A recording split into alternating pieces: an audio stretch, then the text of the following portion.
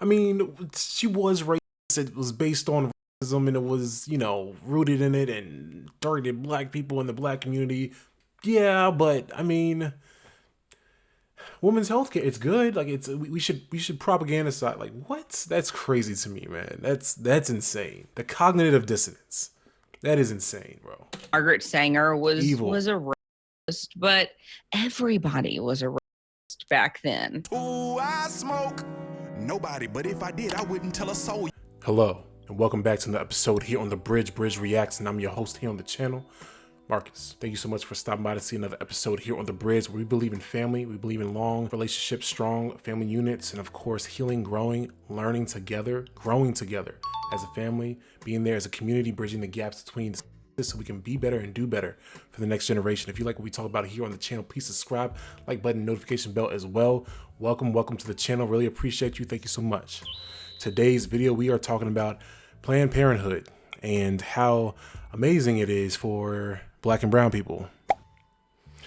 In today's video, we are looking at racism, eugenics, and hatred, the truth behind Planned Parenthood founder Margaret Sanger, the evil bitch. This is from the 700 Club Interactive YouTube channel. Please check out the original YouTube channel, and I'll leave my final thoughts at the very end of the video. I'm gonna get straight to it, and let's get it. As founder of the American Birth Control League, which later became Planned Parenthood, Margaret Sanger was no doubt a controversial figure with disturbing views on eugenics, race, and population control. While some argue she even wanted to exterminate the Black race, others are trying to erase that part of her past. The Mike Wallace interview. In the eyes of some, Margaret Sanger has been a heroine. In the eyes of others, she's been a destructive force. In her own words, Sanger pushed for a society that limited births to those she deemed fit to have children. Well, I think the greatest sin in the world is bringing children into the world that have disease from their parents, that have no chance in the world to be a human being, practically. Delinquents, prisoners, all sorts of things, just marked. Don't she look like Yubaba? You seen Spirited Away before? Is her name Yubaba? The witch. You know what I'm talking about? You've seen Spirited Away before, right? Great movie. When they're born. In 1916, Sanger opened the country's first birth control clinic. As a member of the American Eugenics Society, she advocated improving the genetic composition of humans through controlled reproduction of different races and classes. She often wrote about the issue in the journal she founded, called the Birth Control Review. In 1919, writing, I personally believe in the sterilization of the feeble-minded, the insane, and the syphilitic. The most urgent problem today is how to limit and discourage the over-fertility of the mentally and physically defective. Many point to a 1923 New York Times interview as proof of Sanger's racist motives, in which she referred to people as weeds, saying, It means the release and cultivation of the better racial elements in our society and the gradual suppression, elimination, and eventual extirpation of defective stocks, those human weeds which threaten the blooming of the finest flowers of American civilization. Some kind of sick poetry. Hayden Ludwig, an investigative researcher, has extensively studied Sanger's life and writings. She talked about the need for race betterment through controlling these weeds, basically undesirable people. In 1939, after opening a 1939, in like the beginning of the 1919, I think, like 1919, 1920s, 1939. Undesirable people. Now, I'm just shooting in the dark with this one. Undesirable people in the early 1900s. Just a hypothesis. I think those are Black people. I'm very confident. I could be wrong. I think you're referring to us colored folk. You're referring to, I'd imagine. Another clinic in Harlem, the Birth Control Act, due to the discrimination and racism back then, and still kind of now. Activists launched the Negro Project, an initiative supported by Black leaders, such as civil rights activist W.E.B. Du Bois. Critics claim the program used the pretense of better health and family planning for poor Blacks in the South as an attempt to limit the Black race. Ludwig says some on the left grapple with Sanger's past and how to interpret her legacy. They know when she writes about human weeds, they know that it's repulsive. They know it's disgusting. The left will never abandon Margaret Sanger, because if they do. And this video is not a political video. I will say that 1,000 times throughout this video. It is not a political video. I am talking about the umbrella of Planned Parenthood and how it is targeting, or it has been targeting and still is targeting, specific groups of individuals, specific cultures, communities of people. That is the whole point of this video. So we're not making this political, okay? She's the foundation of so many of their views. Sanger once shared her vision for a preferred race at a women's branch of the Ku Klux Klan, writing in her autobiography, "Always, to me, any aroused group was a good group." Despite those views, liberals praise Sanger's work while ignoring her history. I admire Margaret Sanger enormously. I'm her sure courage, her tenacity, her vision. I am really in awe of her. Ryan Baumberger, founder of the Radiance Foundation, says proponents are working to clean up Sanger's past and what she stood for. They have to reinvent her every time they talk about her in order to justify their celebration of her. Former Planned Parenthood director Abby Johnson says those inside the industry are trained to overlook Sanger's racist views. I bet they give you an answer like, well, I mean, yes, Mark. This is a serious video, but that was, is that what they like say? Is like, I mean, she was racist. It was based on racism, and it was, you know, rooted in it and targeted black people in the black community. Yeah, but I mean, women's healthcare, it's good. Like, it's we should propagandize. Like, what? That's crazy to me, man. That's insane. The cognitive dissonance. That is insane, bro. Margaret Sanger was Evil. Was a racist, but everybody was a racist back then. You accept it because she is your hero, and she has to be your hero. You cannot question Planned Parenthood. In 1997, Stephen Mosher of the Population Research Institute wrote about the push to repackage Margaret Sanger in the Wall Street Journal. The reason I call it the repackaging of Margaret Sanger is because after the Nazi regime destroyed the legitimacy of eugenics forever, they then went back and said, oh, she was just an early feminist. She was just an early supporter of family planning. No, she wasn't. Now, she was a supporter of giving IQ tests to people. She was in favor of using those IQ tests to determine who should be sterilized and who should have children. In a response titled The Demonization of Margaret Sanger, Alexander Sanger, her grandson and president of Planned Parenthood at the time, called Mosher's editorial unfair. In the same piece, Esther Katz, director of NYU's Margaret Sanger Papers Project, claimed evidence. Why are they all like they do like witchcraft? I don't know. There's just something about their faces. Respectfully, I'm not trying to make fun of people's looks. But I'm just saying they look like they do witchcraft.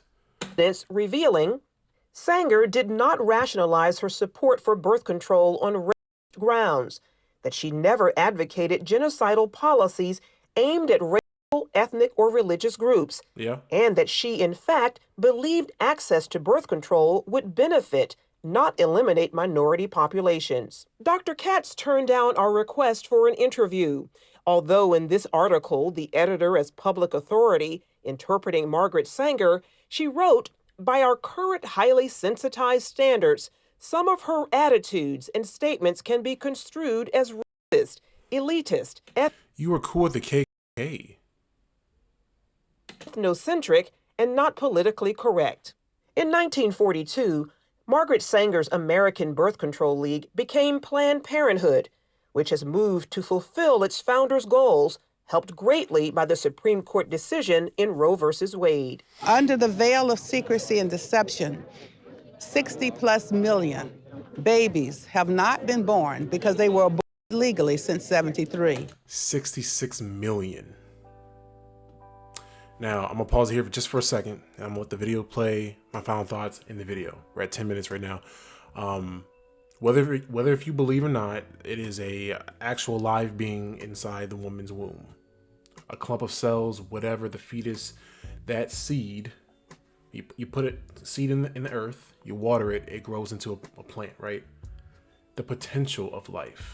But meet me halfway. If you don't agree that it is a living being, meet me halfway. The potential of life, right? 66 million individuals, 66 million potential of lives, and still going, and still being propagandized and horrifically being, politicized to our women, to communities that look like me, specifically.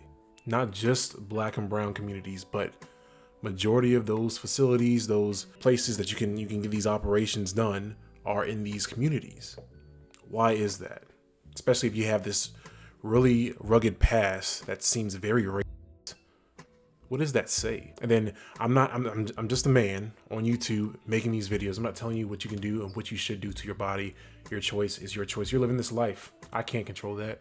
That's up to you. But why is that being propagandized? And then dressed up like it's women's health care. And just that, it's just simply women's health care. Is it just that simple? Especially if it had such a weird past like that from a witch. Evil. 1/3 of that population belong to the African American community. A frightening and telling number, given blacks make up only 13% of the U.S. population.